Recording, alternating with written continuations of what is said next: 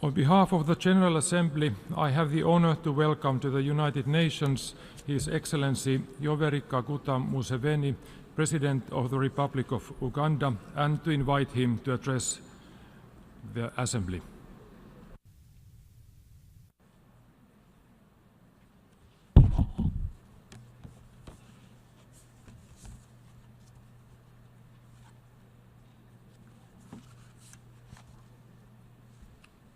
Your Excellencies, Heads of State and Government, President of the United Nations General Assembly, Secretary General of the United Nations, distinguished delegates, ladies and gentlemen, I congratulate His Excellency Mr. Miroslav Lajčák on his election as President of the 72nd session of the United Nations General Assembly and assure him of Uganda's support. We are confident that he will lead the Assembly effectively and successfully. I would also like to express our gratitude to His Excellency Mr. Peter Thompson for his leadership of the 71st session. I pay tribute to the Secretary General, His Excellency Antonio Guterres, for his personal dedication and commitment to the work of the United Nations. The theme for this session, focusing on people striving for peace and a decent life for all on a sustained planet, is very pertinent. I am happy this topic is being discussed. I have always wondered why the elites in the different countries of the world do not see this. Who would lose if all the people on the globe led a decent life of having 2,000 to 2,500 calories per day for an adult person? Who would lose if all the people each day were getting enough calories to support their bodies? Who would lose if all the immunizable diseases that afflict people were immunized against? Who would lose if that one was achieved for all the people in the world that need immunization, for all the immunizable diseases got it? What would be the problem? Who would lose if all young people, children, accessed education to achieve literacy, numeracy, and skills as a minimum? Who would lose if all the human beings had a health unit within the radius of 5 kilometers from where one lives? Who would live if all human beings had access to clean electricity away from charcoal, firewood, and dirty kerosene? Who would lose if every person, adult person, had a well-paying job? Who would lose if every family on the globe had a 3 decent a 3-bedroom decent house for each family? Who would lose if each person had access to clean water? Who would lose if every person on the globe did not have to worry about war, about terrorism, and about crime?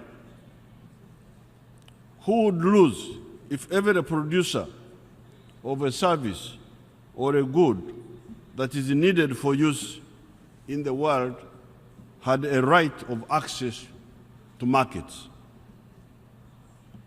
Who would lose if all the countries in the world had good transport and other elements of infrastructure? Who would lose if all of us insisted on protecting our Mother Nature so that it can also look after us?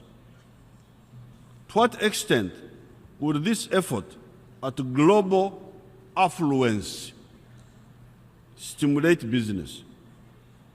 How much cement, how much steel, how much copper, how much food would we need? And how would all that impact business?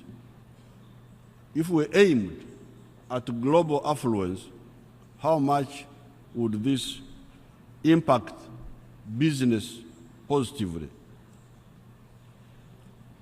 Why then do we only have bad businessmen who do not have efficient spectacles that can see these business opportunities that are implied if we aim at global affluence?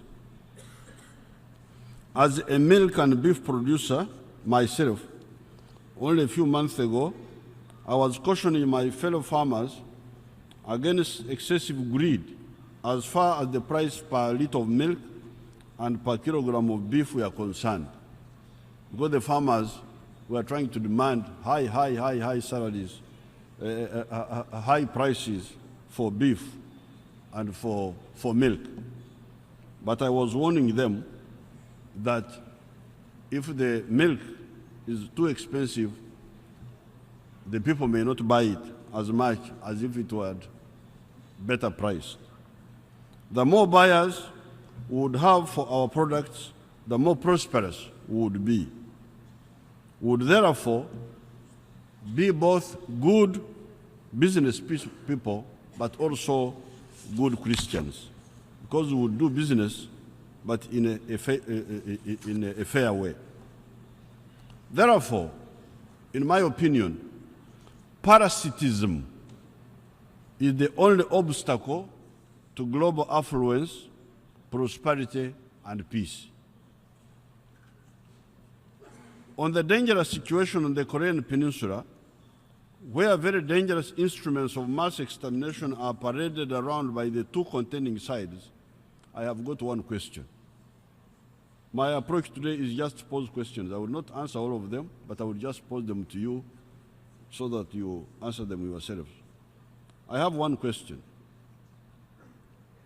Who would lose if North Korea and South Korea, those kith and kin, were left alone to discuss their reunification? The Korean nation came into existence ever since 1234 AD, according to the information I saw on the internet. Why can these people, they are one people, why can they not discuss their reunification instead of maintaining a divided peninsula? And it is our job to manage endlessly that division. These Koreans were temporarily divided toward the end of the Second World War. Why should this division be allowed to be permanent and a source of dangerous tensions? A unified Korea would be a very strong nation. Why do some actors fear strong nations in the world? Why should the Koreans themselves, north and south, allow external forces to continue to divide them? We always strive not to allow actors, foreign or local, to divide the African peoples, regardless of the complications involved. When you hear that Uganda accommodates many African refugees, it is on account of a conscious ideological position, not to allow any actors to divide us. We only fight traitors.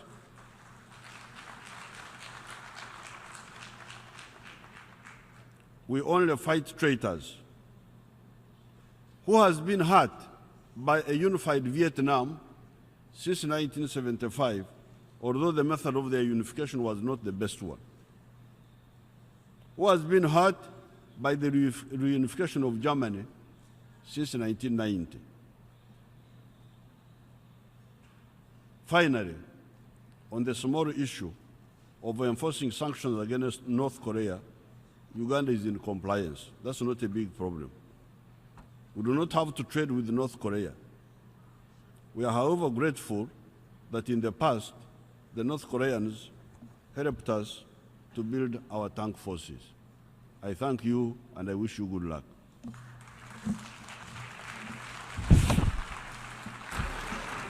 On behalf of the General Assembly, I wish to thank the President of the Republic of Uganda for the statement just made.